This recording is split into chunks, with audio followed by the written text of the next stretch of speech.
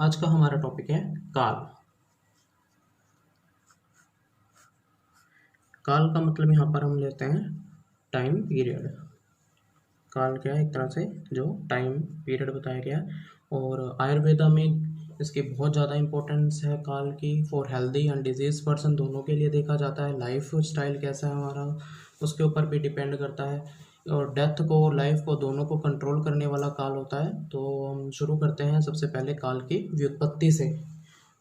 सबसे पहले क्या है? काल की व्युत्पत्ति। काल शब्द कैसे बना है? कला शब्दस्य कला शब्दस्य ककार अकारो कला शब्दस्य ककार अकारो ली धातोश्च लकारम अदाय काल शब्दस्य निष्पत्ति। कला शब्दस्य ककार अकारो ली धातोश्च लकारम अदाय काल शब्द निष्पत्ति। तो इसका मीनिंग क्या हुआ? काल शब्द ककार का और आकार तथा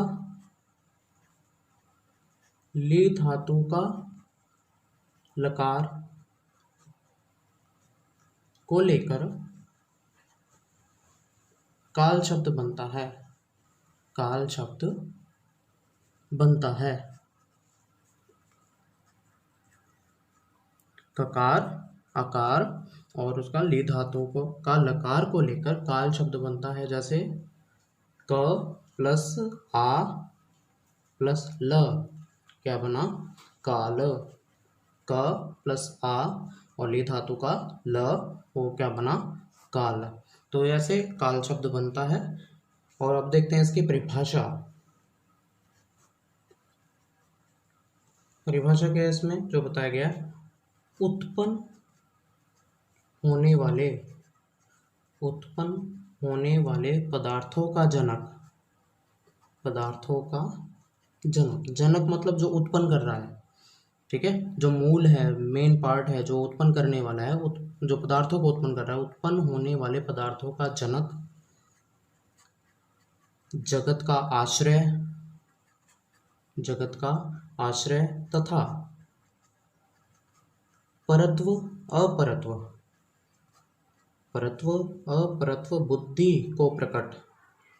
बुद्धि को प्रकट करने वाले कारण को काल कहते हैं। क्या कहा हमने परिभाषा में?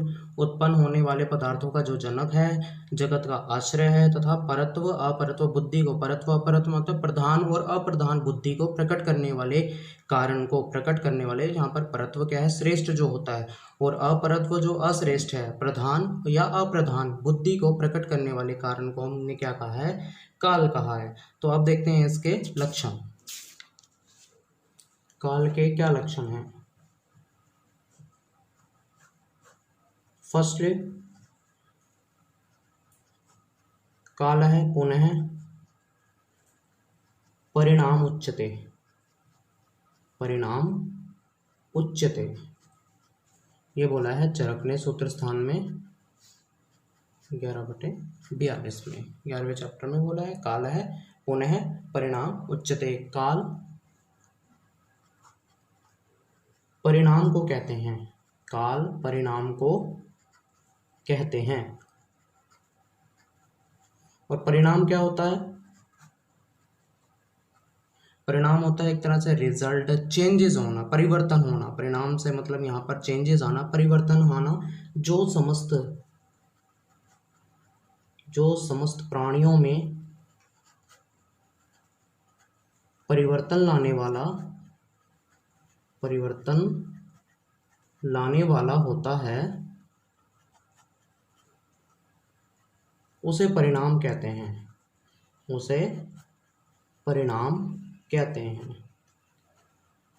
काल के कारण क्या होता है, चेंजेस आते हैं, ठीक है। काल के कारण मतलब यहाँ पर क्या समझना चाहिए, चेंजेस होना। हमारी बॉडी में भी कई तरह के चेंजेस चलते रहते हैं, जैसे हम पहले बच्चे होते हैं, फिर धीरे धीरे युवावस्था आती है और फिर धीरे धीरे वृद्धावस्था आने लगती है। इसी तरह डिजीज़ भी होती है जो काल के स्वभाव से होती है। तो वो चेंजेस जो शरीर में हमारे चेंजेस होते रहते हैं वो क्या है, परिवर्तन, उसी को हमने यहाँ पर समझना है आयुर्वेद के पॉइंट ऑफ व्यू से। और देखते हैं उसमें क्या है, मैक्रोस्कोपिक चेंजेस होते हैं, मैक्रोस्कोपिक चेंजेस होते हैं बॉडी में, ठीक है। और यूनिवर्स में भी मैक्रो टू माइक्रो कह सकते हैं, मैक्रो टू माइक्रो या माइक्रो टू मैक्रो चेंजेस जो होते हैं यूनिवर्स में भी कह सकते हैं, हम बॉडी में भी कह सकते हैं। बाय द टाइम के अकॉर्डिंग जो चेंजेस चलते रहते हैं पूरे यूनिवर्स में भी बॉडी में भी, तो उसको क्या बोला जाता है, काल बोला जाता है। सेकंड लक्षण है कालो ही नाम, कालो ही नाम भगवान, कालो ही नाम भगवान स्वयंभू, स्वयंभू न आदि मध्य निधन। ये किसने बोला है, ये बोला है सुश्रुत ने। कालो ही नाम भगवान स्वयंभू अनादि मध्य निधन। काल ही, इसके देखते हैं, काल ही भगवान स्वयंभू है, काल को भगवान माना गया है, स्वयंभू बोला गया है इसको, स्वयंभू है अर्थात वह स्वयं, मतलब काल, यहाँ पर यह जो काल है स्वयं उत्पन्न होता है, स्वयं उत्पन्न होता है, इसका आदि मध्य और निधन मतलब नाश नहीं होता। काल किसको बोला गया, भगवान को बोला गया, स्वयंभू है, स्वयंभू का मतलब होता है जो सेल्फ ओरिजिनेटेड है, जो अपने आप उत्पन्न हो रहा है, जिसका कोई भी आदि नहीं है, मध्य नहीं है और निधन नहीं होता है। आदि मतलब इसमें ओरिजिन, कोई भी उसका ओरिजिन, एग्जिस्टेंस और एंड, नाश नहीं है, ठीक है। और जो क्या करता है, विच controls the life and death of individual, control क्या करता है, control life and death of individual. तो ये जो लक्षण है ये सुश्रुत के अनुसार है। और भी एक और लक्षण बताया गया, सुश्रुत ने बताया है, वो क्या है, ससूक्ष्माम अपि कलाम न लीयते इति कालः। तो ये डेफिनेशन भी किसने बताई है, ये भी सुश्रुत ने ही बताई है डेफिनेशन, इसके लक्षण जो बताया है जो सुश्रुत ने बताया, ससूक्ष्माम कलाम न लीयते इति कालः, सूक्ष्म और अति सूक्ष्म, सूक्ष्म अति सूक्ष्म होने से काल गतिशील है, सूक्ष्म और अति सूक्ष्म होने से काल गतिशील है। क्या है, एक तरह से एक कॉन्टिन्यूअस प्रोसेस है, जैसे एक चक्र होता है, पहिया होता है, तो वो घूमता रहता है, ठीक है ना, वो एक तरह स्टॉप नहीं होता जब उसको घुमाते हैं हम, ठीक। तो ये भी काल भी क्या है, एक तरह से चक्र की तरह घूमता रहता है। तो वो भी क्या, एक और क्या, सुख और दुख की का लाइफ में सुख और दुख देने वाला होता है। तो ये एक वो डेफिनेशन है जिसमें बताया गया सूक्ष्म और अति सूक्ष्म होने से काल गतिशील बताया गया है, नित्य बोला गया, कंटिन्यू प्रोसेस है एक तरह से काल भी। तो ये सुश्रुत ने मानी थी। आगे देखते हैं लक्षण एक और, फोर्थ है अतीत आदि व्यवहार हेतु, अतीत आदि व्यवहार हेतु काल है, अतीत आदि व्यवहार हेतु काल, ये किसने कहा है, तर्क संग्रह ने।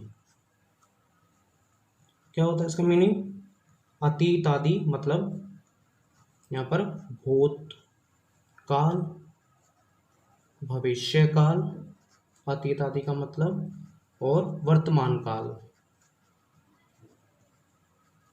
अतीत आदि का मतलब है यहाँ पर भूतकाल, भविष्यकाल, वर्तमान काल के व्यवहार। व्यवहार मतलब ज्ञान, नॉलेज का जो कारण है, का कारण होता है, उसे काल कहते हैं। उसे काल कहते हैं। अतीत आदि के व्यवहार का कारण होता है, उसे काल कहते हैं। जो भूतकाल, भविष्यकाल, वर्तमान काल का ज्ञान करवाने वाला होता है, एक तरह से हम कह सकते हैं ज्ञान कराने वाला होता है, वो क्या है? काल होता है। यह काल क्या है? सर्वव्यापक है। काल सर्वव्यापक। और दूसरा वर्ड इसके लिए यूज करते हैं हम, विभु, सभी जगह फैला हुआ है और नित्य है। काल सर्वव्यापक है और नित्य है। तो ये थे इसमें इसके लक्षण काल के। अब है काल की विशेषताएं। काल की विशेषताएं, फर्स्ट है काल एक होता है।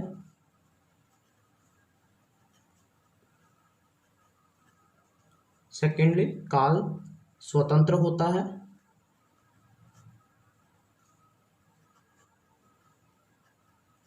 थर्ड, काल नित्य होता है। और फोर्थ है काल सर्वव्यापी है, सभी जगह फैला हुआ है। अब देखते हैं इसके बाद काल के गुण।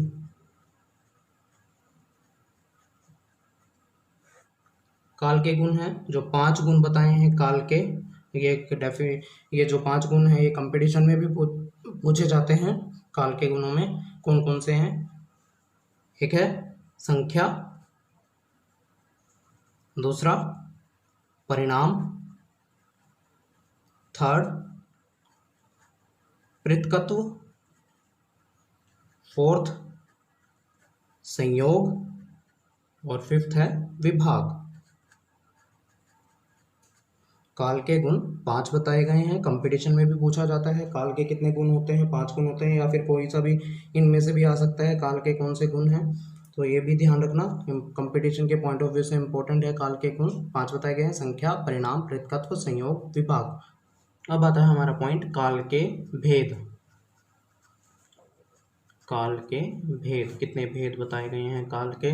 तो सबसे पहले चरक ने बताया है काल के भेदों का वर्णन। उसमें काल पुनः संवत्सर, संवत्सरश्च आतुरावस्थाश्च। तो ये किसने बताया है? चरक ने। ये चरक ने विमान स्थान में बताया। विमान स्थान चैप्टर 8 और श्लोक नंबर 25 में इसके एक्सप्लेनेशन की है काल के भेदों की। काल है पुनः संवत्सर च आतुरावस्था च। तो काल 2 प्रकार का बताया गया है, संवत्सर और आतुरावस्था के अकॉर्डिंग। देखते हैं क्या क्या है काल। एक तो क्या है? संवत्सर, और दूसरा है आतुरावस्था। आतुरावस्था, संवत्सर को हम नित्यक भी बोलते हैं। और आगे देखते हैं संवत्सर के बाद इसको 3 पार्ट में डिवाइड किया है, 2 पार्ट में डिवाइड किया है। संवत्सर के बाद काल को 2 पार्ट में डिवाइड किया है। एक है उत्तरायण और दूसरा है दक्षिणायन। फिर आगे उत्तरायण को 3 पार्ट में डिवाइड किया है। उत्तरायण में शिशिर, वसंत और ग्रीष्म, ये 3 ऋतुएं आती हैं। दक्षिणायन की 3 ऋतुएं वर्षा, शरद और हेमंत। तो ये संवत्सर को सबसे पहले दो पार्ट में डिवाइड किया है, उत्तरायण और दूसरा है दक्षिणायन। और उत्तरायण में 3 ऋतुएं आती हैं, शिशिर, वसंत और ग्रीष्म। दक्षिणायन में फिर से 3 ऋतुएं आती हैं, वर्षा, शरद और हेमंत। जो संवत्सर है वो क्या है हमारा, पूरा 365 डेज, या वो हम कहते हैं 1 ईयर कंप्लीट पूरा। और संवत्सर को 2 अयन में डिवाइड किया गया है, जिसका टाइम पीरियड होता है 6 मंथ का। एक अयन जो होता है वो 6 मंथ का होता है। और इसमें 3 ऋतुएं आती हैं, एक अयन में 3 ऋतुएं आती हैं। और जो टाइम पीरियड ऋतु का होता है वो 2 मंथ का, एक ऋतु का टाइम पीरियड 2 मंथ का होता है। इसी तरह दक्षिणायन भी 6 मंथ का होता है, इसमें 3 ऋतुएं आती हैं, वर्षा, शरद और हेमंत। और जो आतुर अवस्था है उसको भी 2 पार्ट में कहा है, काल और अकाल। आतुर अवस्था मतलब यहाँ पर पेशेंट जो है हमारा, उसके अकॉर्डिंग बताया गया कि काल और अकाल। काल और अकाल को हम ऐसे समझ सकते हैं कि हमने पेशेंट को मेडिसिन देनी है, तो उस मेडिसिन का टाइम हो गया है या नहीं है। काल मतलब टाइम पीरियड है या हमें नहीं देनी है, उस टाइम पर नहीं देनी है, तो मतलब अकाल। अब आगे देखते हैं। चरक ने फिर से काल के 2 भेद बताए हैं, कालो ही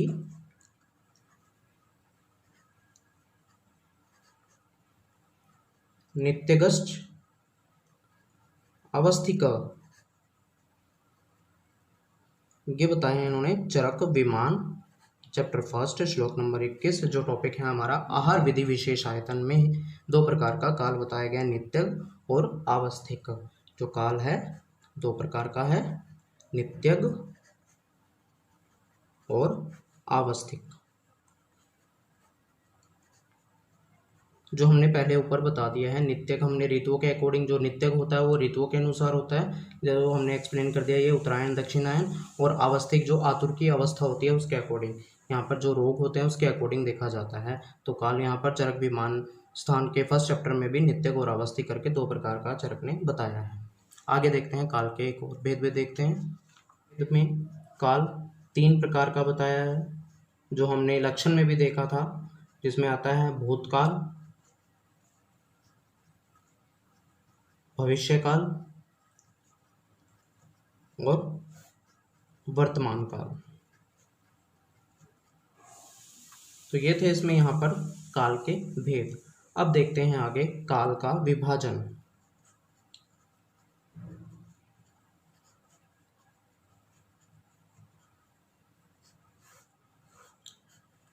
काल का विभाजन आचार्य सुश्रुत ने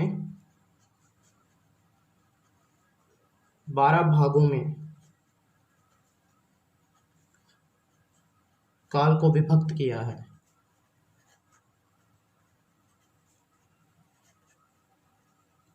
12 कालों में काल को विभक्त किया है। अब उसमें देखते हैं, जैसे पलक को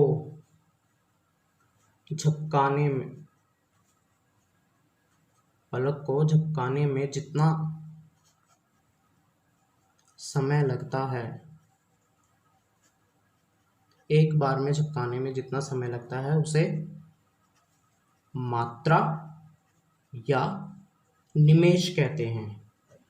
निमेष कहते हैं। पलक को एक बार में झपकाने पर जितना समय लगता है उसे मात्रा या फिर निमेष कहते हैं। तो अब देखते हैं जो काल का विभाजन है वो कैसे कैसे किया गया है।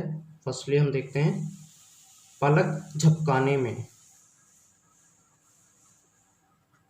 लगा समय, पलक झपकाने में लगा समय कितना, 1 मात्रा, या फिर इसको बोलेंगे निमेष या अक्षी निमेष। अक्षी निमेष, पलक को झपकाने में, आँख की पलक को झपकाने में जितना समय लगता है वो क्या है, 1 मात्रा। और 15 मात्रा किसके बराबर है, 1 काष्ठा के। 15 मात्रा 1 काष्ठा के बराबर होती है। 30 काष्ठा 1 कला के बराबर है। और 20 कला 1 नाड़िका के बराबर है। और 2 नाड़िका 1 मुहूर्त के बराबर है। 2 नाड़िका 1 मुहूर्त के बराबर है। इसका टाइम पीरियड बताया गया 48 मिनट्स। और मुहूर्त एक याम या पहर के बराबर है। 3 सही 2/4 मुहूर्त किसके बराबर है? एक याम या प्रहर के बराबर है, जिसका टाइम पीरियड बताया गया 3 आवर्स। और फिर आगे देखते हैं 4 याम। 4 याम किसके बराबर है? एक दिन या रात, एक दिन या फिर रात, जिसका टाइम पीरियड होता है 12 आवर्स का। आगे देखते हैं इसके बाद, फिर आगे देखते हैं इसमें 8 याम एक अहोरात्रि के बराबर। अहोरात्रि एक अहोरात्रि पूरा दिन और रात, पूरा एक दिन और रात 24 घंटे की बात कर रहे हैं हम इसमें यहाँ पर। एक अहोरात्र क्या होता है? 24 घंटे का टाइम पीरियड आता है। फिर है 15 अहोरात्र। 15 अहोरात्रि किसके बराबर होते हैं? एक पक्ष के, एक पक्ष होता है 15 दिन का, 15 डेज। और उसके बाद जो आ जाता है 2 पक्ष किसके बराबर हैं? एक मास के, पूरा एक मंथ 30 डेज, 30 डेज हो जाते हैं। और उसके बाद 2 मास किसके बराबर हैं? एक ऋतु के बराबर हैं। एक ऋतु के बराबर मतलब 60 डेज जो हैं एक ऋतु के बराबर हैं। और 3 ऋतु एक अयन के बराबर है। और 2 अयन एक वर्ष या संवत्सर, 365 डेज जो बोला जाता है पूरा। और 5 वर्ष एक युग के बराबर है। ठीक है, तो 5 वर्ष कितने? एक युग के बराबर होता है। तो ये बताया है सुश्रुत ने काल का विभाजन कैसे कैसे होता है, और इम्पोर्टेंट भी है, इसका पूछा भी जाता है बहुत बार। काल का विभाजन के बारे में 5 मार्क्स में पूछा जाता है। इसके बाद जो शुरू करेंगे टॉपिक वो है हमारा काल की इम्पोर्टेंस।